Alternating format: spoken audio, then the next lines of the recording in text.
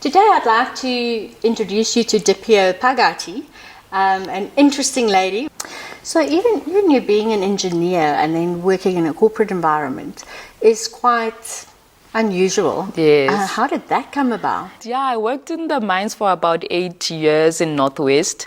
I am a metallurgical engineer by profession. It's amazing how also the corporate banking sector, they employ so many engineers. That was something that I didn't know of. And the company I was working for ran a competition with regards to small businesses, and the prize for the business that won was actually to turn that side hustle into a main hustle.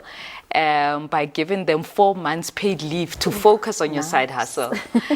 But to cut the long story short, I won that competition. And I also won that competition while I was on maternity leave. Wow. So you can imagine I was on 6 months maternity leave. So I was pretty much home for a year. But, at the back of my mind, I was telling myself, I have to make this work. I mean, nobody ever gets such an opportunity.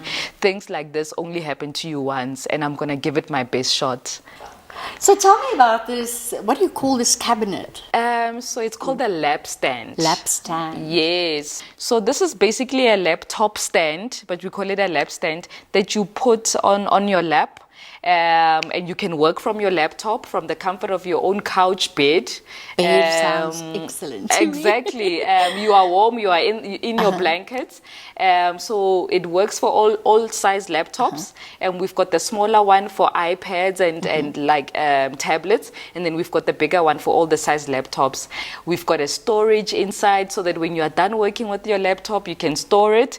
And we've got a charging hole on the side where you can charge it overnight when you are done. So, I mean, it's been an exciting project that we've been working on. Your kids can use it. They can do their homework off of it.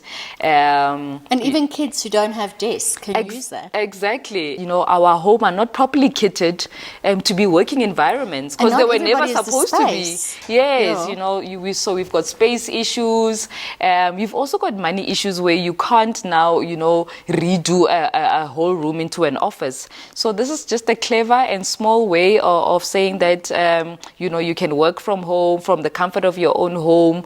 And also what I like about it, when I look at the size, it looks like you can use the offcut from your kitchen cabinets that you're using. And this one has been a clever way of doing that, because it's our way of recycling. So when I look at you today, you're a successful woman. Thank you. A beautiful, successful woman, I might add. And then, was your life always like this? We lived in a 4-roomed house. I always say not 4-bedroomed, 4-roomed house. So you can imagine it was those types of scenarios where only the adults sit on chairs. When you eat at night, supper, all the kids, we sit on the floor, We literally had a non-existent kitchen. A kitchen was made of a coal stove and a table and chairs for the adults. But it was a happy childhood. We felt safe.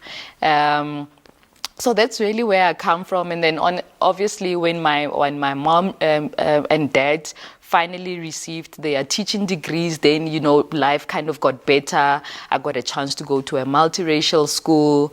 It's a matter of, when people say your dreams must be crazy. Dream crazy. They must, they must shock you. And if they don't shock you enough, then you are not dreaming big.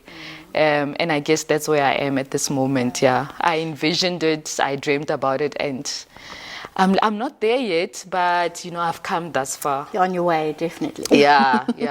Great. So now you're also a mother and a wife. Yes, definitely. It's been such a journey. I've got 2 lovely kids, a boy and a girl. The boy is the firstborn, married to Dipuo Phakathi. And it's been quite a journey. I mean, the closest thing to my heart is family.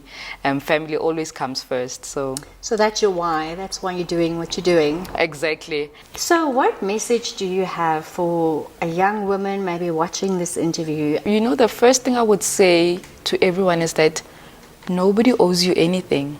If you want something, you have to go out there and search for it and look for it and, bang on those doors, knock on those doors, whatever it takes, because it is really, you are the designer of your own life, things come, things happen because of your mindset, because of what you put your mind to, the efforts that you put into. So I think that's the first thing that we must, teach people, that nobody owes you anything. It really is about you.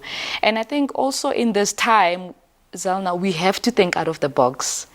We live in a digital space now. We live in a space that things happen instantly, and competition is tough. And I think some of the business seminars that I've been attending, one of the things that I'm learning is that business opportunities come from solving people's problems. So one of the things that I learned is that what is your pain point? What is the problem that you are facing? And actually starting from that point and saying, do you think there's other people that are facing the same problem? That happened with your kitchen cabinets, yes, right? Yeah. Actually, that's how I started my business, because I felt frustrated from all the businesses that I had consulted with that were trying to box me, but they were not trying to know my personality. What am I into? Am I into more shoes than bags? Am I into more clothes than jewelry? And that's actually the foundation of my business, and that's how I differentiate myself now. Dee, you're such an inspiration. I'm so looking forward to meeting more women like you, and you can inspire me the way that you have. Thank you so much for the support, though, that you give also small businesses. I see you on social media. You're such an advocate, and you're going to do well. Thanks. Yeah. I really appreciate that. Okay. I hope you enjoyed as much as I did to interview or to hear from Dee about her interesting life and her ideas about how to create during a time like COVID. I mean, it's Women's Month. We've been challenged with COVID. We've been down and out. A lot of us don't have income coming anymore. But we all have a need. And if we address that need, then maybe we can be as successful as Dee.